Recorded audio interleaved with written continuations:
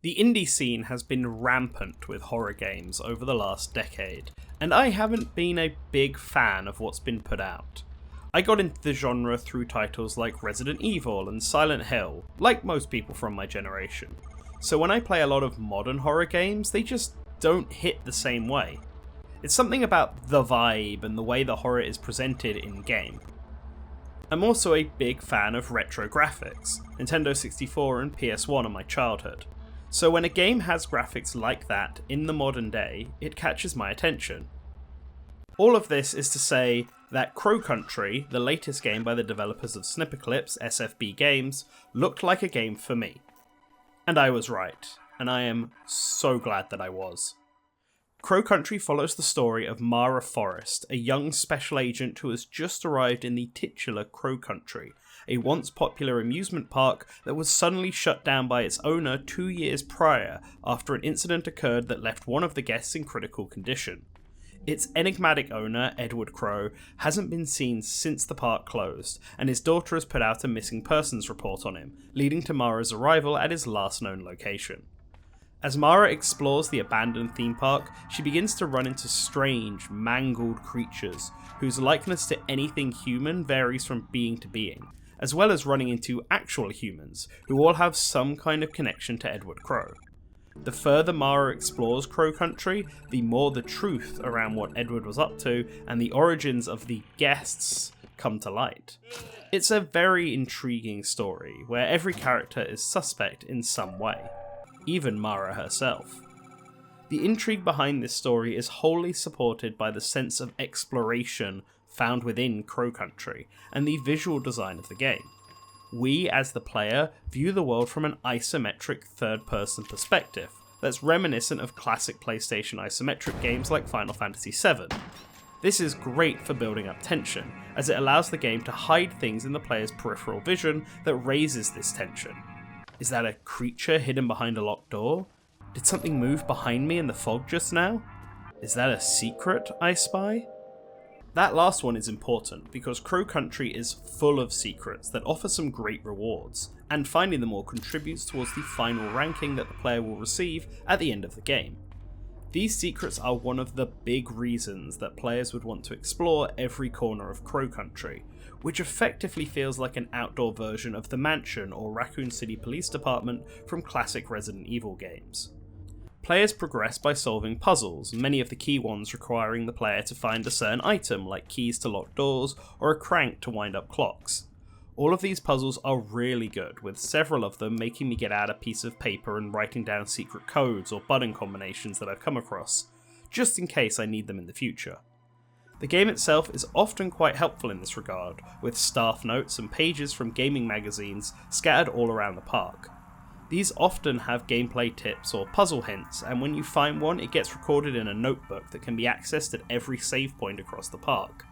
And if the player is still struggling, there's always the Fortune Crow, which will guide the player in the right direction, although do know that using this will affect your final ranking. I took the hit so that I could get this footage for you all. I definitely didn't need it myself. Definitely. Puzzles are the main focus of Crow Country, alongside the horror obviously. While there are enemies and bosses in the game, combat definitely takes a back seat, as evident by the fact that if you know what you're doing, you can just run past every boss. It will make returning back to those areas a little tough, as more enemies will spawn later on, but it is doable. The player has a selection of guns that they can use to protect themselves, but most of the time you'll actually be using those guns, mainly the default handgun, to solve puzzles.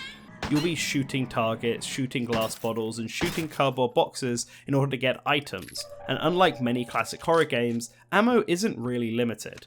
The final gun does have very limited ammo, but for the other three, especially the default handgun, I often found myself with more ammo than I could actually carry. Same for medkits and antidotes. They are abundant throughout the game, and until the very final hour, I never really felt like I had to run from encounters. Unless I was scared, of course, which I was with some of these monster designs. The spindle gives me the heebie-jeebies. Nothing shows this design philosophy more than the game's exploration mode. At the start of the game, the player is asked if they want to play on the default survival mode or exploration mode, which removes all the enemy encounters from the game and just lets the player live in the moment without fear of what is around the corner.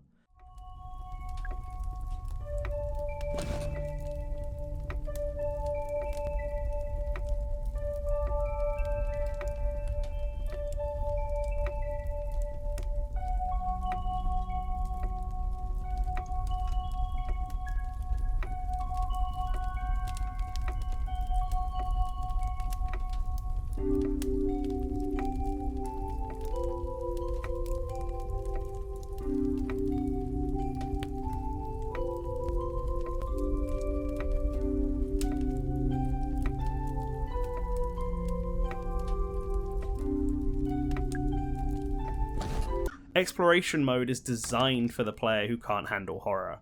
The player will still need to solve all the puzzles and the story is unchanged, the monsters are still out there hiding in the vents and just out of reach, which in a way provides a different type of horror. There is just no threat of a game over. This mode is a great way to just play all the minigames found throughout Crow Country as well. There's a shooting minigame, a quiz minigame, and several other little distractions where the player can just forget about the main quest and enjoy some light, arcade-style entertainment, all while basking in the retro aesthetics that sold this game to me. And let's talk about that presentation finally.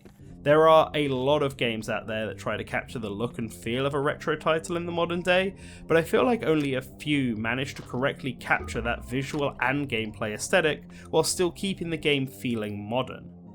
Crow Country doesn't feel clunky to play. It has the option to use tank controls with the D-pad or have modern controls with the stick, getting the best of both worlds. And visually, it captures the feeling of the PS1 while still clearly being more detailed in its design and presentation. The environments are a great example of this.